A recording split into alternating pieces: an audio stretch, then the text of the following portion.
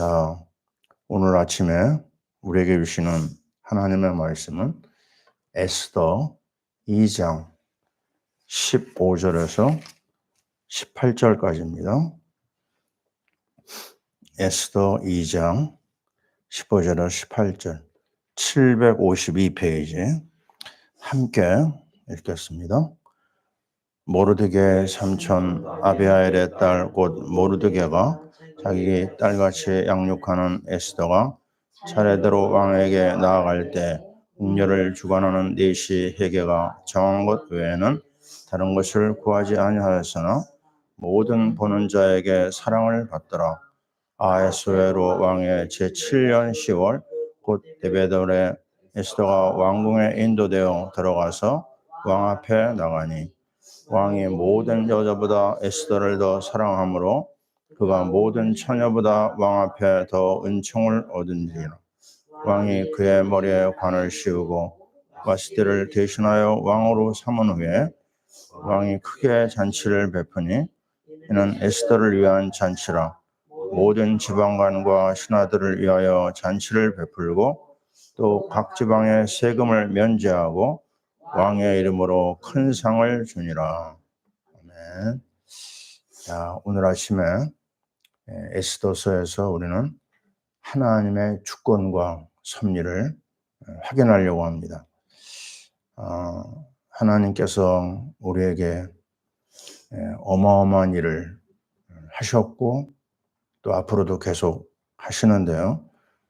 거기에는 하나님만이 갖고 있는 특별한 비밀이 있습니다. 그것은 뭐냐면 이 세상을 창조하신 하나님은 창조 상태로 놔두지 아니하시고요. 이 세상의 흥망성쇠를 주관하신다는 겁니다. 쉽게 얘기하면요. 이 역사의 주인이 하나님이세요. 근데 그 하나님은 한 가지 목표가 있습니다. 그건 뭐냐면 우리 인생들을 구원이라고 하는 축복으로 계속 이끌고 가세요. 그 구원의 축복에 우리가 부름받은 겁니다. 이거 대단한 이야기죠. 자, 제가 지금도 잊혀지지가 않아요. 대학 시험을 봤는데 합격을 했거든요.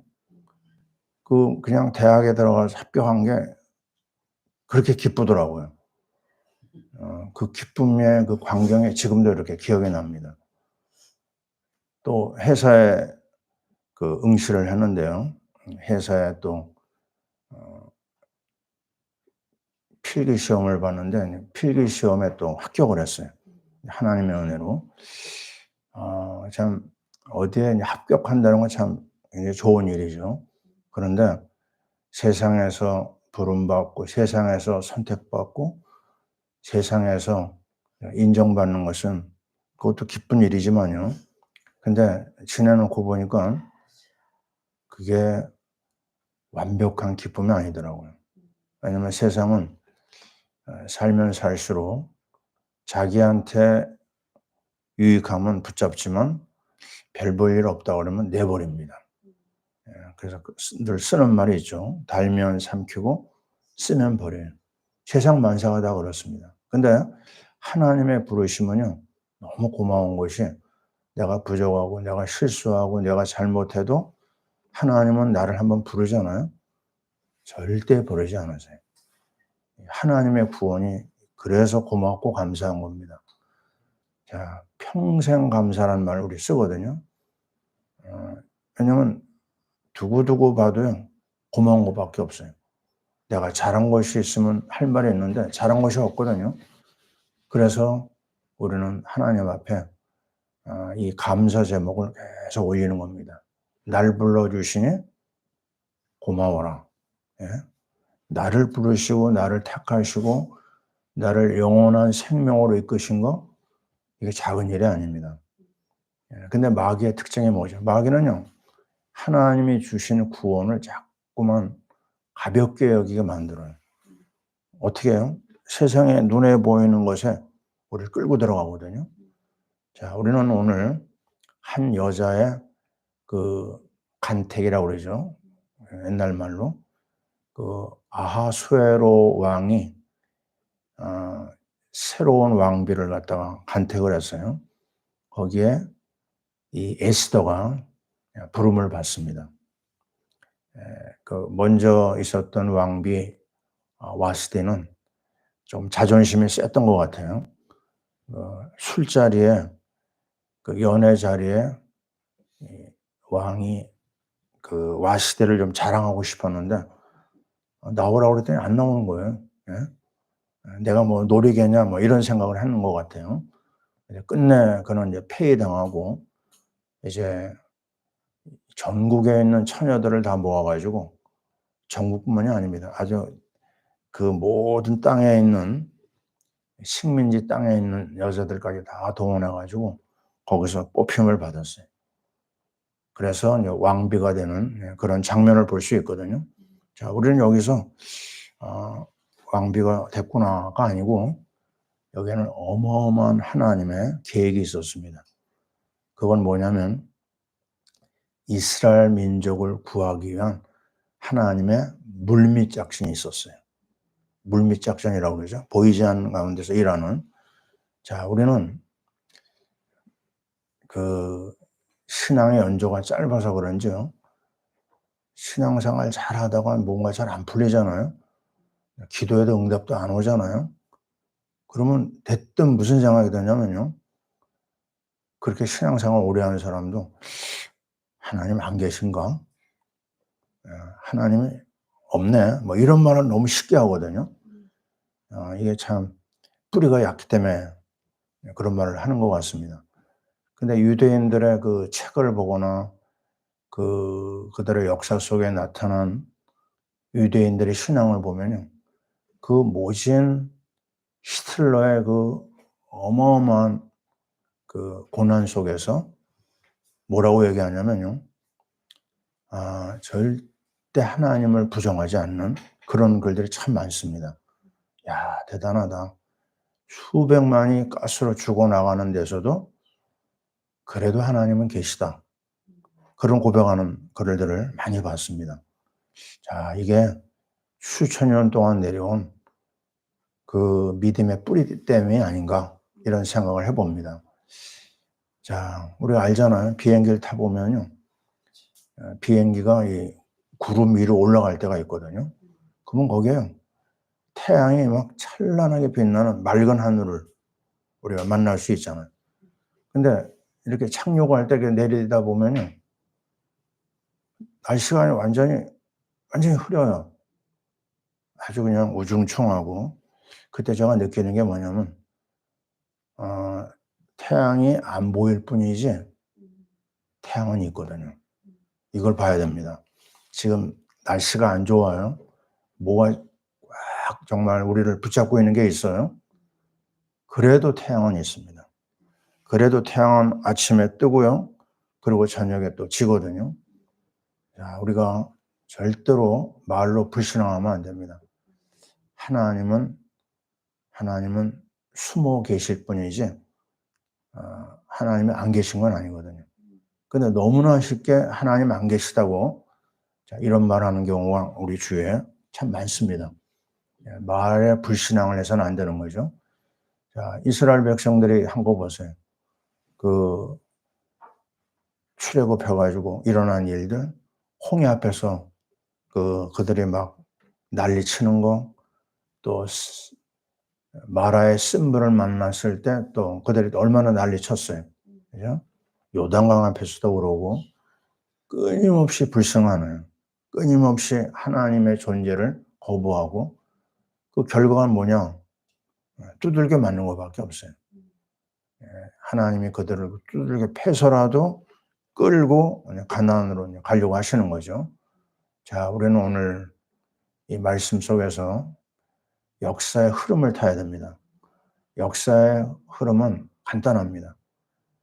하나님과 함께하는 거예요. 왜냐하면 하나님과 함께하면 역사는 흥하고요. 하나님하고 함께하지 않으면 망하는 겁니다. 이 아주 간단한 사실을 절대 잃어버리면 안 됩니다. 지금 뭔가 잘 안 풀려요? 자, 이거는 우리가 잘 아는 우리 고사들이 많잖아요. 고사 성어에 보면요. 뭐가 얘기하죠? 우리가 흔히 쓰는 말, 전화, 위복이라는 말이 있어요. 이 어려운 것이 바뀌어져 가지고 더 복이 되는 거예요. 우리가 또 아는 세옹지망, 그죠? 어떤 사람이 아들을 위해서 중국의 어떤 사람이 말을 샀어요. 사람들이 막 그냥 어린애한테 말을 사줬다고 뭉시렁뭉시렁 되거든요. 근데 정말 얼마 있다가 이 아이가요, 말을 타고 가다가 말에서 떨어졌어요. 다리가 뚝 부러졌네. 그게 사람들이 얼마나 또 좋아하는지 박수를 치면서 그냥 좋아하죠. 근데 얼마 있다가 어떤 일이 일어나느냐? 그 땅에 전쟁이 일어났어요. 그래 가지고 젊은 애들은 다 끌려갔습니다. 그래 가지고 죽어나간 거죠. 근데 이 다리가 다친 이 아들은 어떻게 됐어요? 안 나갔어요.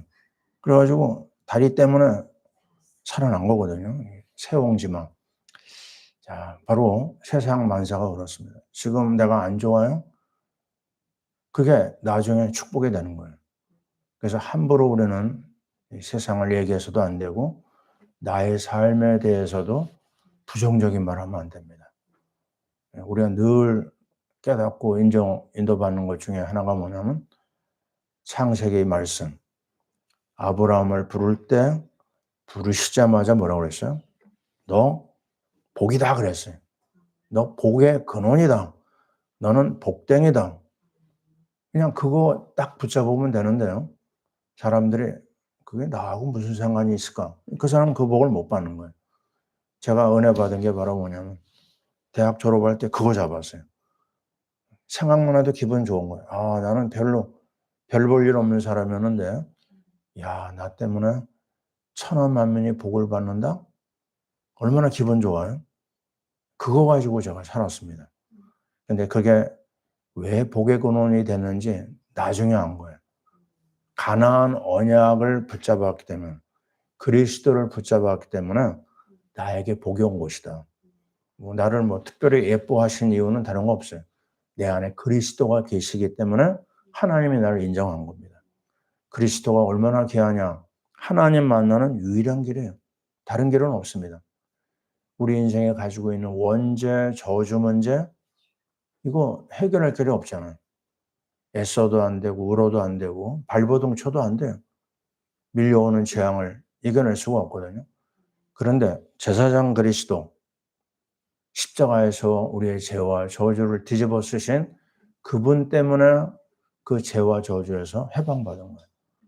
또 우리를 일생 동안 끊임없이 따라다니는 스토커가 있는데요. 그놈이 바로 마귀입니다. 잘 되는 거 못 봐요. 어떻게든지 초를 칩니다. 방해하고 또 방해하고. 그냥 그 악한 마귀의 세력을 꺾고 망하게 하는 분이 바로 뭐냐? 만왕의 왕 그리스도예요. 그럼 이 좋은 그리스도를 우리가 한 번 듣고 끝나면 안 되잖아요. 그 속으로 자꾸 들어가고 인도받고 거기서부터 하나님의 주권과 섭리가 풀어져 나갑니다. 자, 여기 왕비 에스더가 나중에 어떤 일을 했는지 우리 알잖아요. 그 한 여자를 통해서 이스라엘 나라가 구원을 받았습니다. 이 아름다운 이야기, 이거는 옛날 이야기냐? 아닙니다. 많이 제 가정을 둘러보면요. 우리 가정에 자랑할 것은 옛날 이야기밖에 없어요. 옛날에 왕이 뭘 줬다, 뭐를 받았다, 뭐 이런 얘기만 늘 하셨거든요, 우리 아버지가. 근데 사는 우리 집안에 꼬락서니는 뭐 내놓을 게 없는 거예요. 너무너무 힘들게 살고 있고, 내 자신도 우리 가정에 대한 자신감이 없는 거예요. 나에 대한 자신감도 없죠. 우리 집안에 대한 것도 없죠. 그렇게 살던 나에게 말씀 공부를 통해서 예수가 들어오고 거기서 하나님의 주권을 알고 하나님의 섭리를 알고 하나님의 인도하심을 알고 나니까요. 와, 세상에서 제일 복받은 사람이 나구나. 이걸 깨달았어요. 하나님의 주권 모르고 하나님의 섭리 모르면요, 잘 돼도 잘 된 건지 모릅니다. 우리는 잘 돼도 감사하고 잘 안 돼도 감사해요. 왜요? 우리의 결론을 알거든요. 가장 아름다운 곳으로 하나님이 우리를 이끌어 주십니다. 오늘 한 여인의 이야기, 이 에스더의 이야기는 우리 일생 동안 하나님 앞에 우리가 기억해야 될 내용입니다. 왜 하나님이 나를 예뻐하셨을까? 왜 사람들이 에스더를 그렇게 예뻐하고 사랑했을까? 하나님 마음을 움직여 주신 거예요. 하나님이 열어주시면 길이 열리는 거고요. 하나님이 막으면요, 백방을 써도 안 됩니다. 우리가 겸손하게 하나님 앞에 나가야 돼요. 하나님은 겸손한 사람에게 은혜를 베푸시거든요. 오늘 우리는 이 왕비 한 사람을 통해서 일어나는 여러 가지 일들이 이제 앞으로 전개가 되는데요. 잊지 말아야 됩니다. 이 역사의 주인은 바로 하나님이시라는 사실. 우리가 에스라, 느헤미야, 에스더 이 세 권의 책을 이제 역사서에서 마무리하면서 결론 내릴 수 있는 것은, 맞다, 하나님은 역사의 주인이고 우리는 하나님 앞에 늘 겸손해야 되고 하나님의 말씀 앞에 순종하는 것밖에 없다. 그러면 가장 연약한 자의 자리에서도 하나님 높이시는 거예요. 우리 어제 이상 목사 메시지에서 나왔잖아요. 이 세 권의 책의 시작이 뭐라고요? 포로입니다. 포로. 가장 비참한 게 포로예요. 포로는 정말 사람도 아니에요. 이번에 우크라이나 러시아 전쟁에서 계속 확인되는 게 뭐냐면, 참 전쟁은 잔인합니다. 어떤 그 이야기가 나왔냐면, 아니 러시아 군인이 우크라이나 군인들을 포로로 잡았거든요. 근데 이 청취가 된 겁니다. 녹음이 된 거예요. 러시아 그 지역 뭐 대장인지 고위 관리가 자기 부하들한테 명령을 내리는 겁니다. 뭐라고 얘기하느냐? 포로 잡은 우크라이나 군인들을 그 자리에다 사살하라고 하는 거예요. 한 사람만 빼놓고, 지혜가 안 되는 한 사람 빼놓고 나머지는 다 사살하라. 그래가지고 그냥 다 죽여버린 거예요. 야, 이게 전쟁입니다. 전쟁은요, 간단한 얘기가 아니에요. 아주 인간의 최악의 상황이 전쟁입니다. 인정사정 없다는 말이 거기서 나오거든요. 그 젊은 군인들이 그렇게 수없이 죽어나가고 있는 게 전쟁이거든요. 그게 포로입니다. 뭐 제네바 협정 그거 통하지 않아요. 전쟁에서는요. 그 비참한 현장이 바로 이스라엘 사람들이 겪고 있는 현장이거든요. 근데 거기에서 하나님이 일했다는 겁니다. 이거보다 비참한 현장이 없어요. 자, 우리 현장이 뭐예요? 마귀에게 붙잡혀 있는 포로 현장이 우리의 모습이에요. 거기서 우리 못 나옵니다. 저주에서 못 나와요. 근데 그리스도가 오셔서 우리를 거기서 해방시켜 준 거예요. 진리를 알지니 진리가 너희를 자유케 하리라. 그 말입니다. 그리스도가 와서 죄와 저주와 마귀와 심판과 지옥에서 너를 해방했다는 겁니다. 그러니 이거는 그냥 하루 잔치하고 끝날 일이 아니에요. 평생 잔치해야 됩니다. 평생. 뭐 다른 것에 내가 섭섭해요. 저 사람 때문에 내가 조금 삐쳤어요. 그런 말을 할 계제가 아니에요. 우리가 받은 게 얼마나 큰데요. 다 가볍게 다 넘길 수가 있습니다. 그 정도로 중요한 게 하나님의 부르심이에요. 우리 대한민국의 역사 우리 길게 얘기하지 않잖아요. 그 숱한 고난과 눈물과 압박 속에서 역사가들이 그럽니다. 이 나라 이상한 나라다. 없어져도 벌써 없어져야 될 나라다. 이상해요. 아니 몽고가 이 나라를 점령했지만 나중에 풀어주는 거 봐봐요. 다른 나라는 다 자기 밑에 뒀는데 우리나라는요 그렇게 하질 않았어요. 저 북한이 내려왔을 때 소련과 중공이 덤벼들어서 지원했잖아요. 우리가 부산 앞바다로 그냥 다 풍덩 빠질 뻔했습니다. 근데 거기서 우리가 살아남은 거 봐요. 이런 얘기하면 한이 없어요. 왜일까? 왜 우리나라를 이렇게 지켜주셨을까? 하나님의 주권과 섭리입니다. 왜요? 우리를 통해서 세계를 살리려고 하시는 하나님의 어마어마한 계획이 있었던 것입니다. 이게 하나님의 섭리입니다. 왜 내가 아직도 살아있어요? 왜 내가 이만큼 건강합니까? 너 하나님의 기뻐하는 전도와 선교에 네 삶을 드려라. 그거 외에는 다른 말이 할 게 없습니다. 그래서 오늘도 감사하고 오늘도 우리의 삶을 통해서 우리 입을 통해서 그리스도를 자랑하는 게 우리가 해야 될 일인 줄 믿습니다.